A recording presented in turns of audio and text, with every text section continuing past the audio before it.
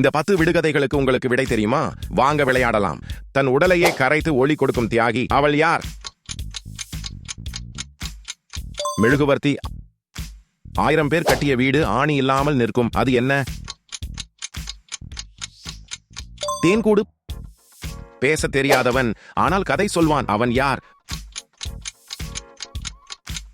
புத்தகம். வாயில்லாத பானையில் சுவையான நீர், அது என்ன?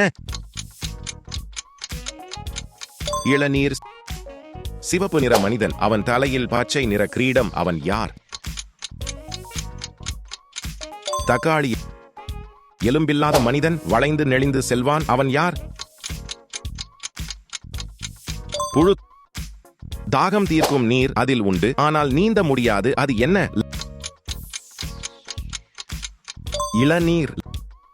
லைக் மற்றும் ஷேர் செய்து உங்கள் நண்பர்களுடன் பகிருங்கள். இரவில் பூக்கும் பூ காலையில் வாடிவிடும், அது என்ன?